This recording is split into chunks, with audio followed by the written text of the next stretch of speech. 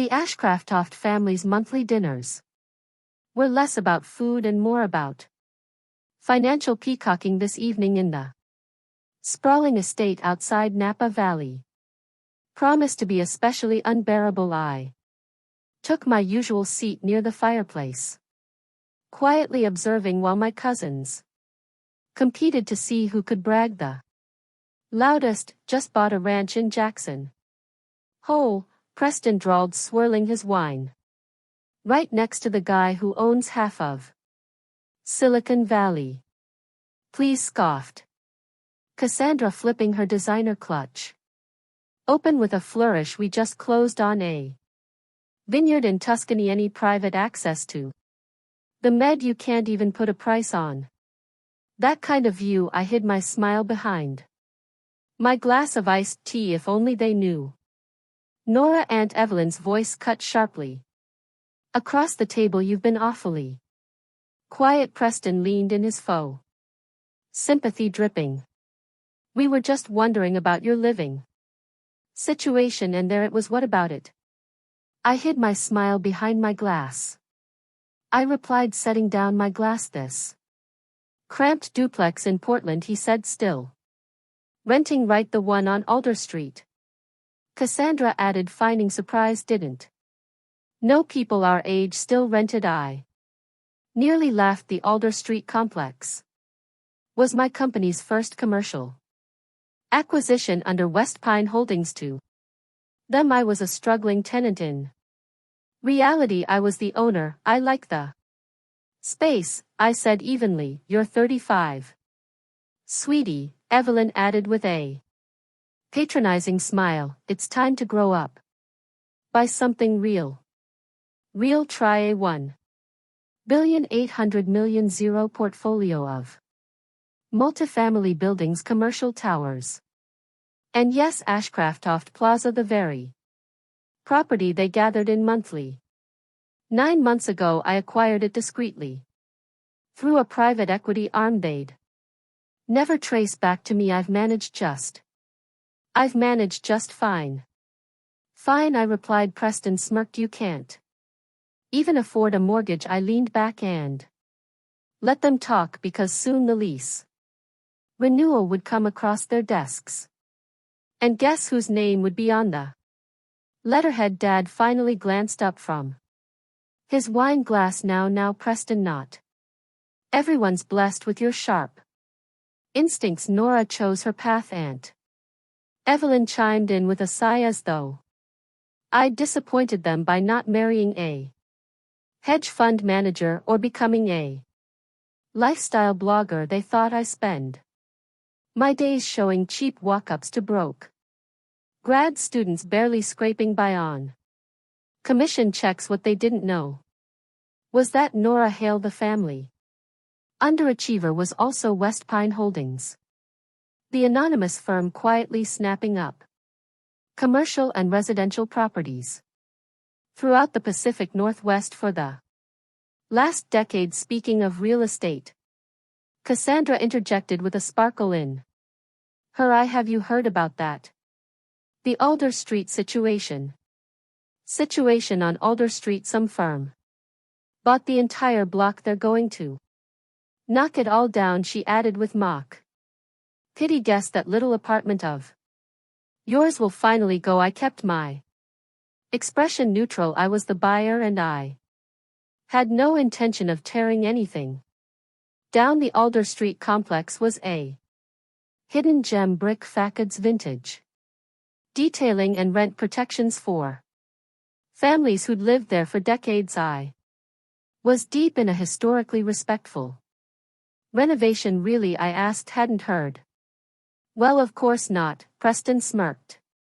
Deals that size are way out of your league if you get booted, Evelyn said brightly. You can always move back into the guest house. Will help you find something more respectable, maybe even someone respectable.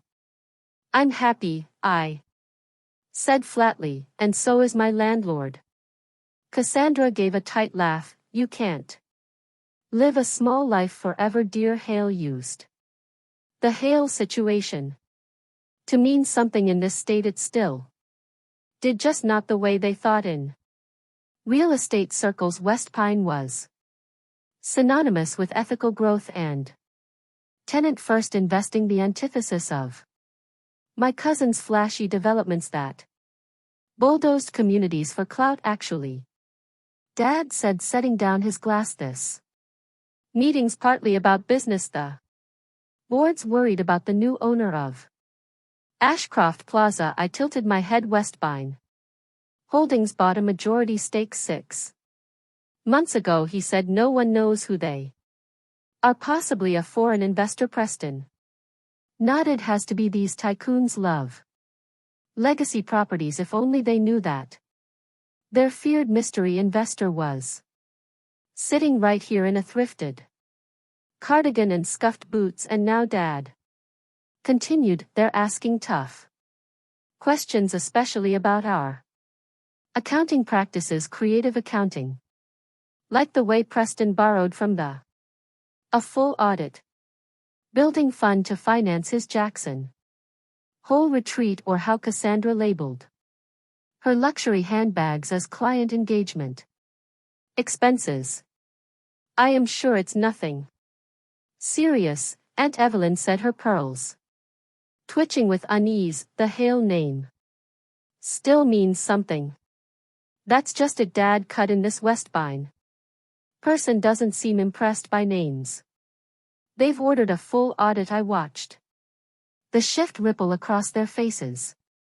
Panic tightly veiled behind designer smiles. An audit would uncover more than just questionable expenses. It would crack their whole game wide open. Maybe Nora could help, Cassandra said, suddenly her tone sugary. She works in real estate, doesn't she? Maybe she knows someone at the management company. They all turned to me at once, just like that. I was no longer an embarrassment. I was potentially useful. I mostly work with smaller residential clients. I said smoothly. Nothing on the scale of Ashcroft Plaza, for God's sake. Preston snapped. You can't even help your own family. Mom gave him a warning glance, but her silence said enough. Even Dad was back to scrolling, uninterested in defending me. They had no idea how helpful I was about to be, just not in the way they hoped. Tomorrow morning, West Pine Holdings would release a public statement effective immediately.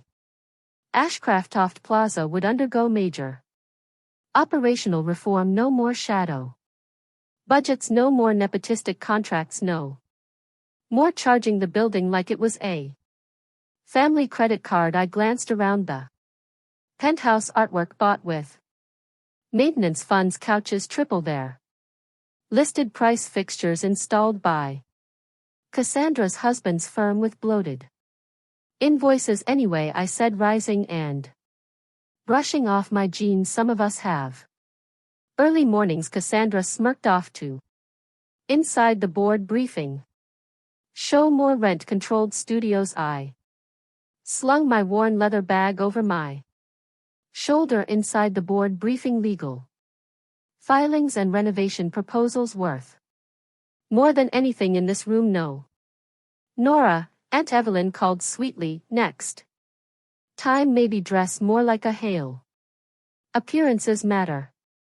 I smiled. Don't worry, I said, tomorrow I'll look exactly like the Hales expect. They just didn't realize I was already the one running the show. If you've been quietly rooting for Nora all along, don't miss what happens when the boardroom doors open. Subscribe to the channel so you're the first to see how the family reacts when they realize the nobody they dismissed now holds the keys to everything. The next morning I stood in my real office, an entire penthouse floor overlooking downtown Portland, and prepared for the moment I'd planned for over a year. My assistant Isla walked in briskly, setting a cappuccino beside my.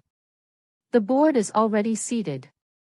Laptop the Ashcraft Plaza board is already seated, she said. Your family got here early trying to charm the independent members, I smirked, imagining Preston and Cassandra working the room. In desperation, audit packets all printed and distributed. The forensic team uncovered even more than expected. She paused. Are you sure you want to go through with this once they know there's no turning back? They need to learn, I said quietly, that legacy isn't a license to abuse power. I turned to the glass, catching my reflection. Gone were the jeans and cardigan. Today I wore a deep navy Altasara suit, sharp lines, soft strength, the kind of look Aunt Evelyn used to dream I'd wear to meet a husband. Instead, I'd wear it to dismantle their house of cards. The ownership announcement goes live in 20 minutes. Isla added, once it hits you'll be unmasked. Then let's begin, I said. Then let's begin. Picking up my briefcase, the Ashcraft Plaza boardroom hushed as I entered. My family was clustered at the far end. Unnerved, underdressed, and visibly rattled. Who are you? Preston barked. This is a private meeting. I calmly placed my briefcase at the head of the table. I'm Nora Hale, I said, founder and sole owner of West Pine Holdings, the company that owns this building and several others your family leveraged illegally. Evelyn turned ghost white. Cassandra's lips parted, but no sound came. My father's hands tightened on his pen. Nora, he breathed. I nodded. Good morning. I opened the briefcase and began sliding audit reports across the table. Shall we review your financials? This is insane, Preston stammered. You're just what I asked. The black sheep, the renter, the woman in consignment clothes. Cassandra blinked. But you show apartments. I work, I said simply, and I built something real with integrity, not illusion. The board watched, stunned, as the proud Hale family began to unravel one page at a time. These folders, I said, contain detailed documentation of every misused fund, inflated invoice, and falsified receipt. Reports of financial irregularities involving Ashcraft Plaza's accounts. I began distributing the final set of documents. Preston, would you care to explain the $2 million zero in roof repairs that financed your Jackson Hole property?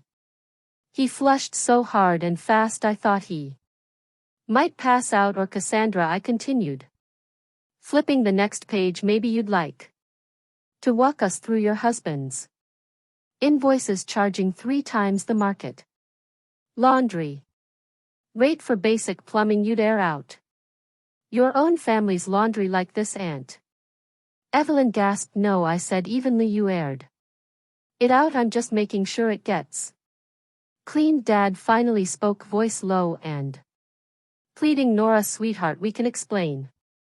Don't, I said, raising a hand. I've watched this family treat our great-grandfather's legacy like a personal ATM while you mocked my so-called humble life. I was building something better on values, not vanity.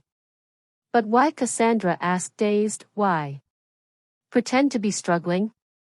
I didn't pretend anything, I replied. I lived modestly. I invested wisely. You assumed wealth had to be loud. The Alder Street building, Preston said, stunned. You really live there? I own it, I corrected, and most of the block. And no, the Alder Street building. I'm not demolishing it because some of us care about people, not just returns. Suddenly phones around the table buzzed. One board member looked up, reading from his screen. West Pine Holdings reveals CEO's identity. Nora Hale, a strange member of the Hale family, confirmed as owner of $2 billion real estate Portfolio fumbled, her phone ranked among top ethical developers, she muttered. Historic preservation, tenant protections. This will ruin us, Cassandra whispered.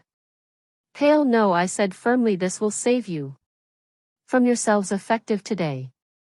Ashcraft Plaza will operate transparently, no more shell games, no more sweetheart contracts, and if we don't comply. Preston tried to sound bold, but his voice trembled. He smiled then. I'll pass these reports to the authorities. I'm sure the IRS would find them. Enlightening silence thickened. What do you want, Dad finally asked. I want you to remember what the Hale name meant. Before all this I met their eyes one by one. Great-grandfather built communities, not just profit margins. I stood gathering my papers. You have a choice, work with me to restore that legacy, I said evenly, or find somewhere else to live. I hear there's some lovely rentals in Lake Otsego. I turned to leave.